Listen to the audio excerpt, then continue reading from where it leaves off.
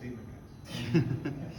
EJ, I think what people most caught last week or took notice of it down in Arlington was your hair.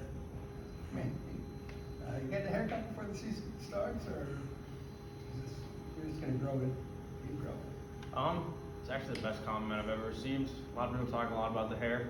It was flowing last week, I will say, but we'll see when we get a haircut. A lot of busy right now, so a lot of things going on, but definitely trying to cut it down a little bit before the season, so it's not as big and hot in the helmet.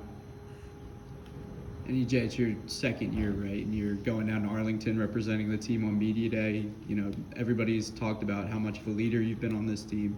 Is that something that came naturally to you? And can you talk us through kind of that leap into the second year, heading into the season?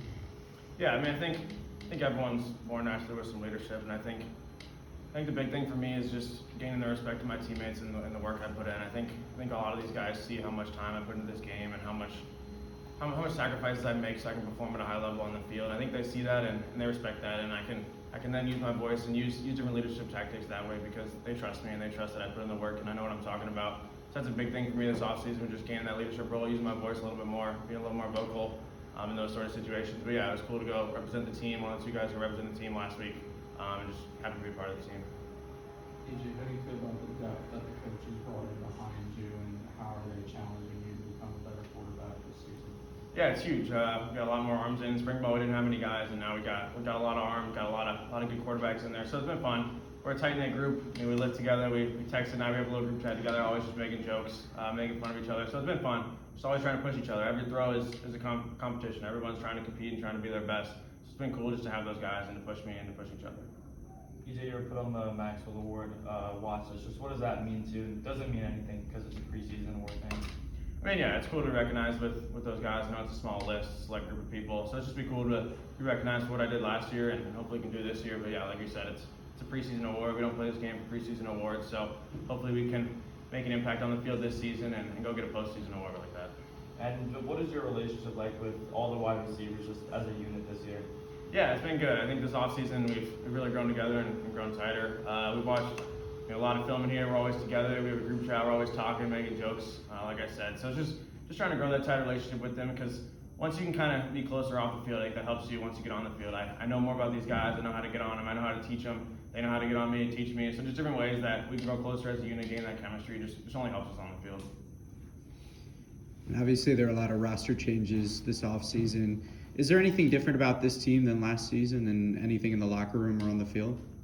I mean, yeah, like everyone's saying, just our culture, how much tighter we are as a family. I think just all of us love each other. I think we'll go to war even more for these guys this year. And just throughout the whole offseason, we've grown that connection. I think that's been a big part of it. Obviously, we have a lot of new guys in here, a lot of speed, a lot of athleticism that we brought in. It's just excited to see it all come to play in fall camp, and I just can't wait till week one. EJ, is getting a single digit, kind of important in your mind? I mean, it's a huge tradition here at Temple, so it'd mean a lot if my teammates voted me that. But like Alex said, still gonna, no matter what the title is, you're still gonna try to be a leader and lead in your own ways. So it'd be cool if I could get it, but I'm still gonna be the same person I am every day in the office, no matter what.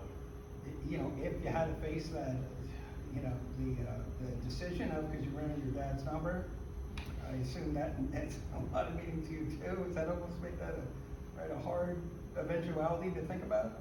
Not really. I mean, I think it's important to show how much that single digit means here at Temple. So just wearing my dad's number doesn't really mean a whole lot to me. I'd rather show the team how much more important it is to be voted as a leader on this team and be voted as a single digit. So I would change if I got the chance.